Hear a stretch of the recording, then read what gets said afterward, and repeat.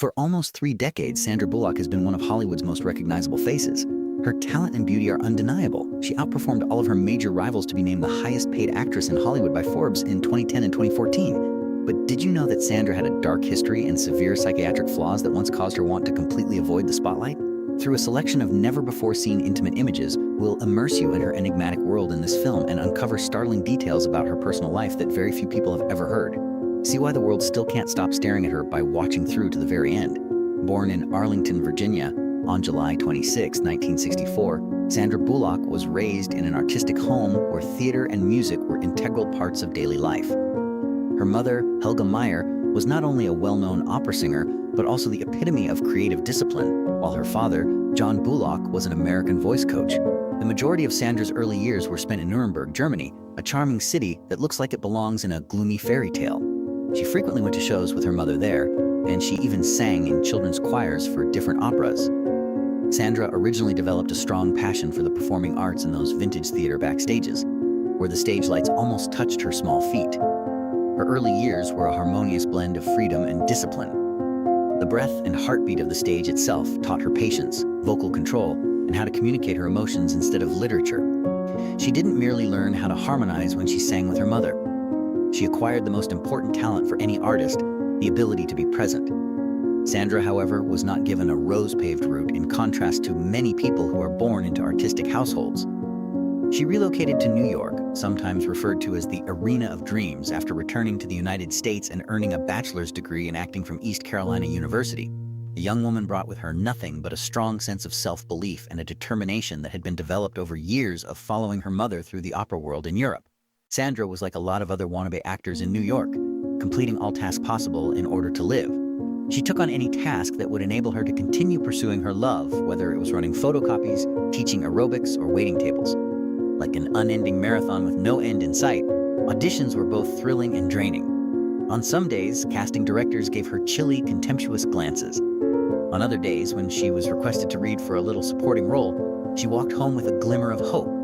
However, it was precisely these challenging, humble, and uncertain times that shaped the strong, indestructible Sandra Bullock that the world would eventually look up to. With 1987, Sandra Bullock made her feature film debut with the obscure independent action flick Hangman. Despite its lackluster reception, the movie provided her with a vital first step into the very competitive film industry.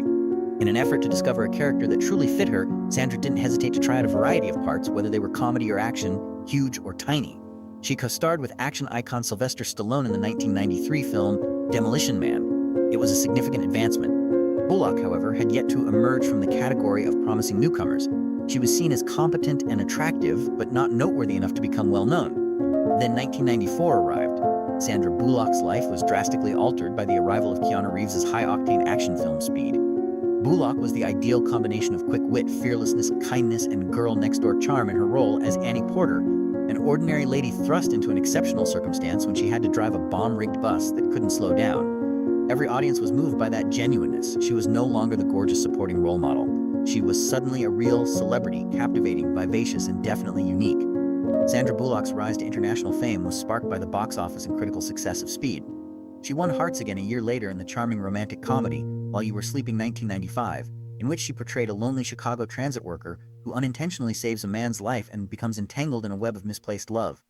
She was nominated for her first Golden Globe for Best Actress for the part, demonstrating her flexibility in romantic comedy and action. A Time to Kill, the 1996 cinematic version of John Grisham's best-selling novel, was a significant turning point for Bullock. She not only gave a more mature, grounded performance when she played a young law assistant with Matthew McConaughey, but she also proved that she could compete in dramatic roles that focused on morality and psychological turmoil. She was nominated for Best Female Performance at the MTV Movie Awards for the part, which was a significant advancement in her career. But there was no clear increasing trajectory for success. Bullock made a comeback in 1997 for the follow-up to the hit movie that made her famous, Speed 2, Cruise Control. Even though the movie made an incredible $11 million, which was a huge salary at the time, it was a commercial and critical failure. Sandra didn't hesitate to admit it, though. She later publicly attacked the film, claiming that it was a mistake she had accepted in return for the chance to work on her passion project, Hope Floats 1998. She portrayed a woman who had to start over in a small rural community after being publicly humiliated by her cheating spouse on live television in that movie. The film did well at the box office and demonstrated Bullock's talent for telling heartfelt, sensitive tales. Miss Congeniality 2000, which starred Bullock as an FBI agent who goes undercover as a beauty pageant contestant, became a huge hit as the new millennium dawned. She received her second Golden Globe nomination for the picture, which was also a commercial success. In the same year, she played an alcoholic journalist going to rehab in 28 Days, showcasing her dramatic depth. Another excellent illustration of her ability to strike a mix between sincere, serious roles and humor. The brilliant apex of Sandra Bullock's career occurred in 2009. She released two big hits that year: The Blind Side, in which she won the Academy Award for Best Actress for her performance as Leah and Tuhi, and The Proposal, a romantic comedy starring Ryan Reynolds that brought in over $317 million worldwide.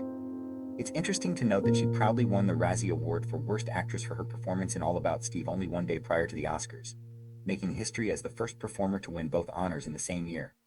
This was an unusual but significant turning point in her career. With Gravity, Bullock further demonstrated her enduring strength and captivating personality. Alonzo Cuarón's sci-fi blockbuster from 2013. In addition to being a huge box office success, the movie won her a second Oscar nomination, solidifying her reputation as one of Hollywood's most renowned actresses and a bankable star. Sandra Bullock has been the epitome of an artist who is daring and always changing, pursuing her own road no matter how difficult and always shining brightly along the way. From her first roles to the pinnacles of stardom, Sandra Bullock is consistently shown as a brilliant star beneath the glittering stage lights, graceful, powerful, and incredibly successful. However, beyond that arrogant facade is a turbulent private life in which she has experienced betrayal, heartache, and the pursuit of serenity. Bullock's marriage started off like a contemporary fairy tale. She married monster garage host and motorcycle builder Jesse James in 2005. It was a straightforward, almost everyday encounter. As a Christmas surprise, Sandra made arrangements for her godson to meet James. However, there were storms that no one could have foreseen beneath a Hollywood star's smile. Her marriage fell apart in 2010, right after her career reached its zenith with the huge success of The Blind Side, the movie for which she received the Oscar for Best Actress. Following the revelation of Jesse James's adultery scandals, Bullock was not only distraught by the betrayal but also thrown into an unrelenting media frenzy.